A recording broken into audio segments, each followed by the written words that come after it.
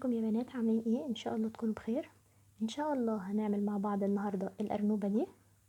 انا كنت عملت قبل كده الفيديو، عملت لكم فيه الباترون بتاع العروسه دي، دوت نفس باترون عروسه بيتي. انا هكمل عليه وهعمل الارنوبه.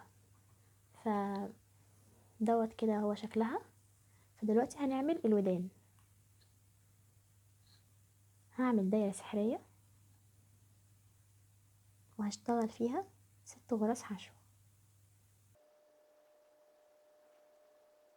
بعدين هقفل الدايره دي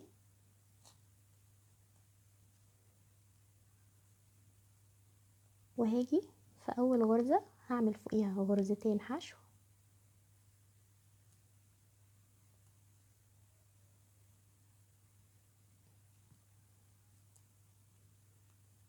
واللي بعدها هعمل غرزة حشو واحدة، واللي بعدها هعمل فيها غرزتين حشو،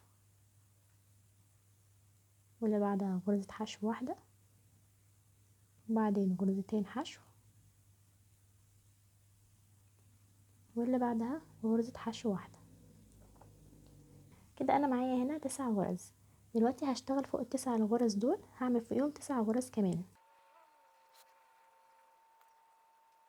بعد ما خلاص كده عملت ال9 غرز، دلوقتي هبدأ ان انا ازود كمان. فهعمل اول حاجة غرزة تزايد،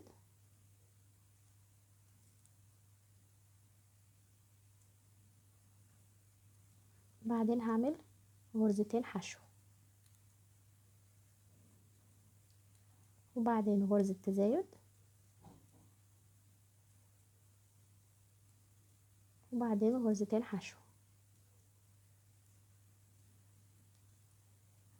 وكمان مرة غرزة تزايد،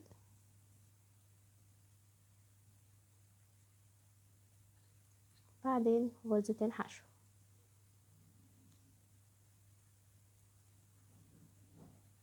دلوقتي انا بقى معايا 12 غرزة، هشتغل فوقيهم 12 غرزة كمان. خلاص كده انا خلصت ال 12 غرزة. دلوقتي هعمل غرزة تزايد، بعدين 3 غرز حشو،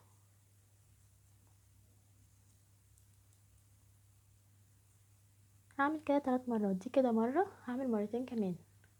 دلوقتي انا معايا هنا 15 غرزة. الصف الجاي هعمل غرزة تزايد، بعدين 4 غرز حشو،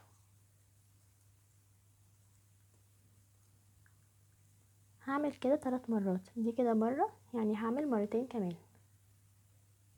كده انا معايا 18 غرزة. الصف الجاي هعمل غرزة تزايد، وبعدين 5 غرز حشو،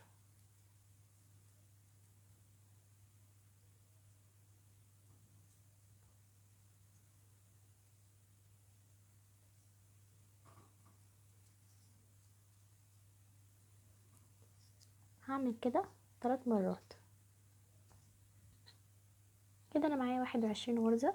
الصف الجاي هعمل غرزة تزايد، بعدين 6 غرز حشو،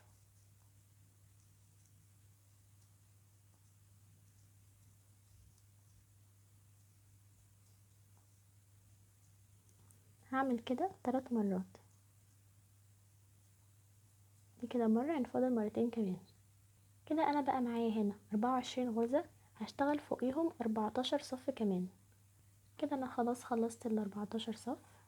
دلوقتي هعمل غرزة منزلقة، بعدين سلسلة، بعدين هقص الخيط.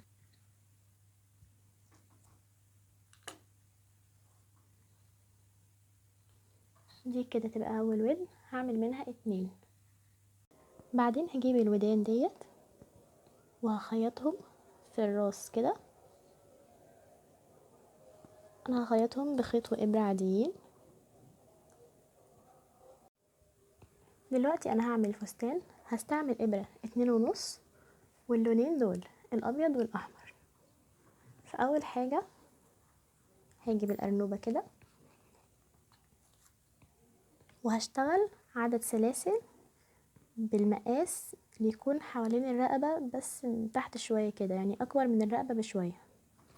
فانا هبدأ باللون الابيض، دول كده 18 غرزة تقريبا، يعني اكبر من الرقبة بشوية. دلوقتي هرتفع بسلسلة واشتغل فوق ال 18 غرزة دول 18 غرزة حشو. هكمل كده لحد اخر السطر. بعد ما خلاص كده خلصت ال 18 غرزة، دلوقتي هرتفع بسلسلة والف الشغل وهعمل غرزتين حشو وبعدين غرزة تزايد،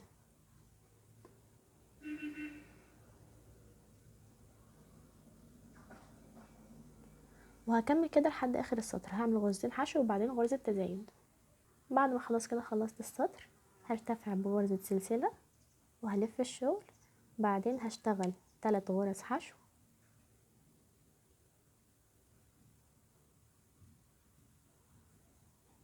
بعدين هعمل غرزة تزايد،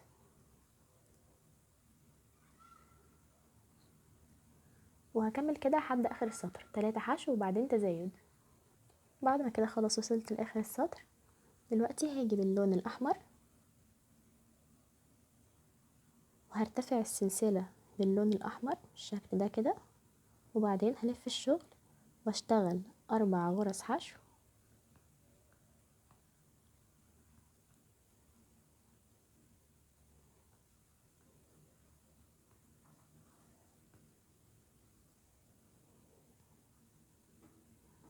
بعدين اعمل غرزة تزايد،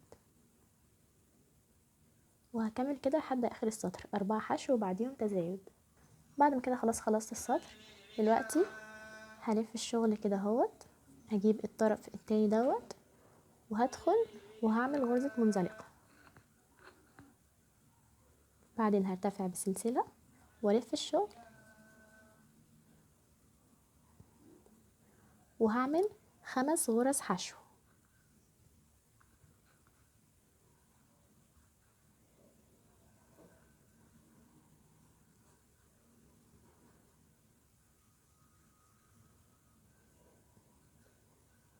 بعدين هعمل 4 سلاسل وهعد 8 غرز، وهاجي في الغرزة التاسعة وهدخل فيها وهعمل غرزة حشو كده. ديت تكون الحتة اللي هتطلع منها الايد. هكمل في الجزء دوت 10 غرز حشو. انا هنا عملت واحدة فهعمل 9 كمان، بعدين هعمل 4 سلاسل وبعدين هفوت 8 غرز وهاجي في الغرزة التاسعة وهعمل فيها غرزة حشو كده. يبقى الحتة بتاعت الايد التانية. دلوقتي بقى هكمل بغرز حشو اللي هما المفروض فاضل 4،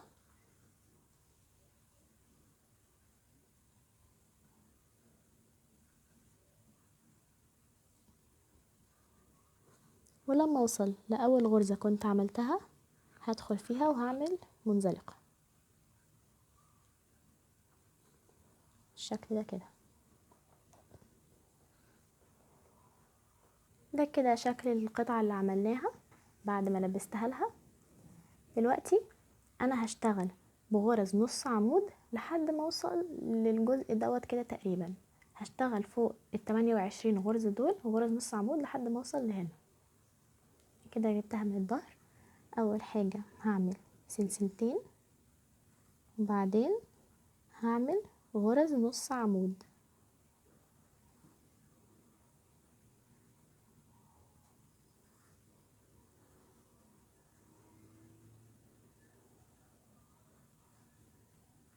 هكمل بغرز النص عمود لحد ما اوصل للناحية التانية.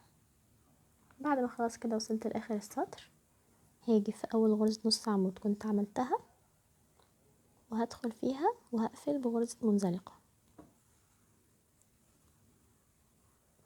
وبعدين هرتفع سلسلتين واكرر الصف دوت لحد ما اوصل للجزء ده تقريبا كده.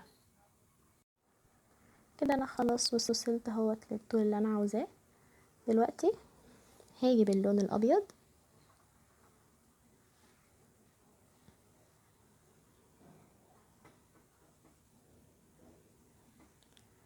وهسحب الخيط كده اهوت من الخيط ده، وبعدين هعمل سلسلة، شد الخيط ده عليه عشان اقفل،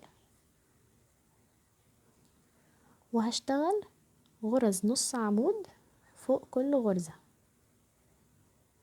هشتغل صف بالخيط الابيض. بعد ما كده خلاص خلصت السطر. دلوقتي هاجي في اول غرزة نص عمود كنت عملتها واقفل بغرزة منزلقة، بعدين هاجي بالخيط الاحمر وهرتفع سلسلتين، وهشتغل فوق كل غرزة غرزتين نص عمود. هعمل الصف كله فوق كل غرزة هعمل غرزتين نص عمود، هيبقى معايا في الاخر 56 غرزة. بعد ما خلاص كده خلصت السطر، هاجي في اول غرزة نص عمود واقفل فيها بمنزلقة،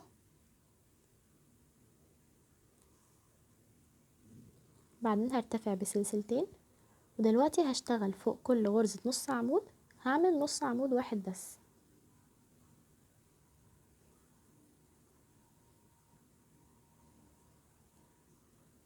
هكمل كده لحد اخر السطر.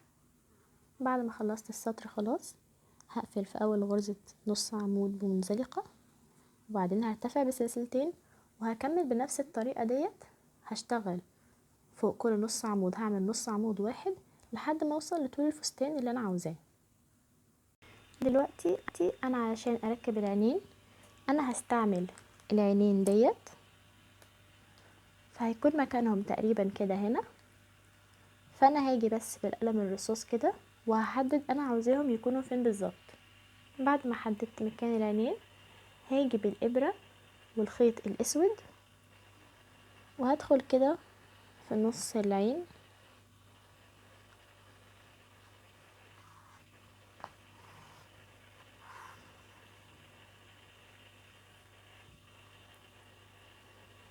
بالشكل ده كده، وهعمل الرموش طالعة من المكان دوت، بحيث ان انا لما اجي واحط العين كده فوقيها تكون مخبية الحتت اللي هخيط فيها هنا.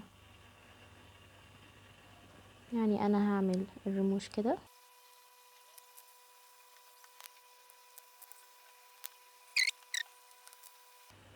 بالشكل ده كده، بعدين هربط الخيط هنا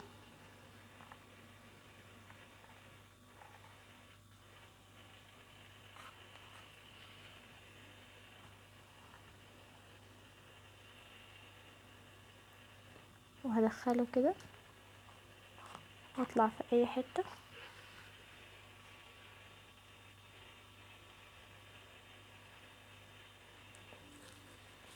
واقص الخيط. انا ليه ما دخلتش من العين دي للعين التانية على طول؟ علشان ما يبقاش الخيط مشدود فيخلي الوش حاجة زي كده. انا عايزة كل عين تكون مستقلة بذاتها، فعشان كده قطعت الخيط. بعدين هعمل في العين التانية نفس اللي عملته في العين الاولى. خلاص كده انا عملت العين التانية. طبعا هي شكلها كده مخيف جدا، بس مجرد ما انا احط لها العينين ديت يبقى شكلها عسول اهي. هلزقهم وارجع لكم. دي كده العينين بعد ما ركبتها. دلوقتي هعمل لها الفيونكة. انا هعملها باللون الاحمر، هاجي كده بالخيط الاحمر وهعمل عدد سلاسل بطول الفيونكة اللي انا عاوزاه.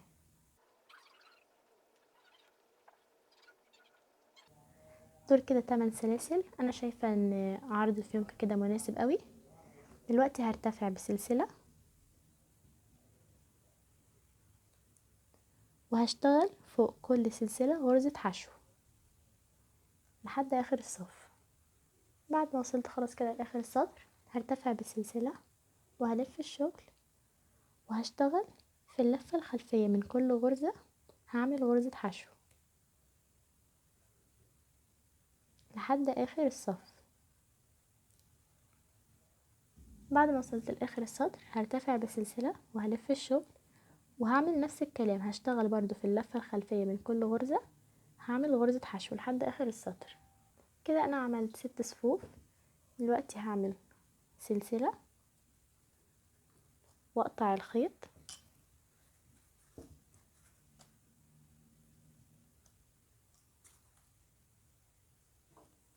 واخفي الخيطين دولت جوه الفيونكة دي.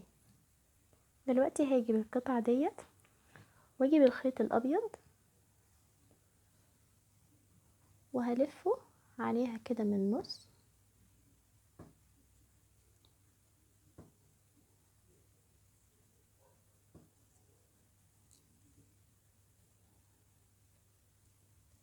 بالشكل ده كده. بعدين ألزقها في ودنها هنا. خلاص كده انا ركبت هنا الفيونكة. دلوقتي هعمل لها المناخير والبق. هاجي باللون البينك وهعمل هنا علامة اكس صغيرة كده. هاجي كده بالإبرة وهدخل ما بين الغرز كده،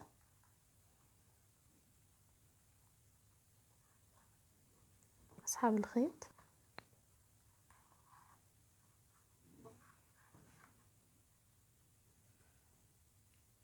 وبعدين هسحب الخيط ده كده ودوت كده.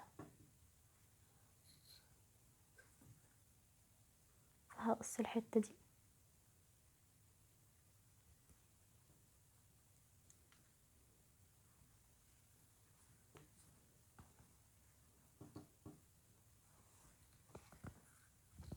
وادخل في اي حتة كده واجي من تحت الغرزة دي بصفين من هنا تقريبا، وهسحب منها الخيط ده.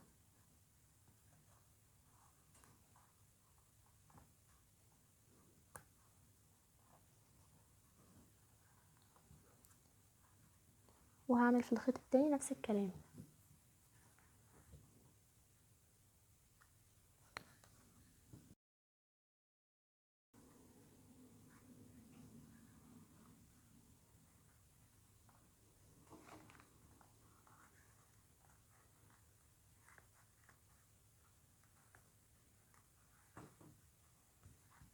بالشكل ده كده.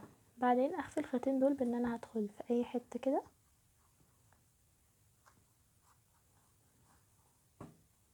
واسحب الخيط ده كده.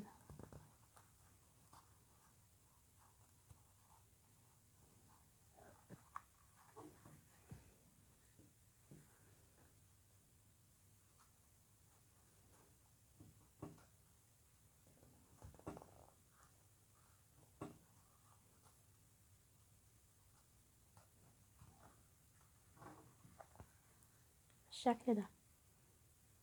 بعد كده هاجي بقلم الالوان وهلون لها هنا اهو تحت عينيها كده.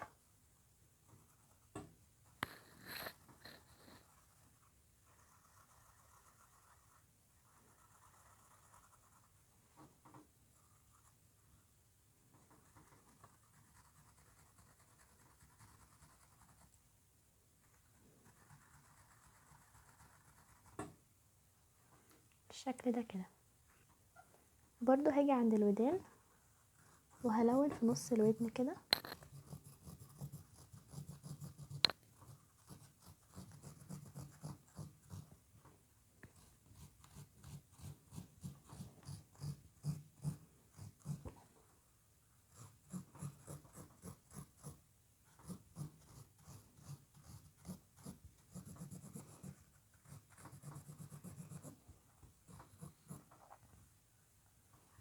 وبكده تكون الأرنوبة خلصت. أتمنى يكون الفيديو عجبكم. ما تنسوش تعملوا لايك وسبسكرايب عشان يوصلكم كل جديد.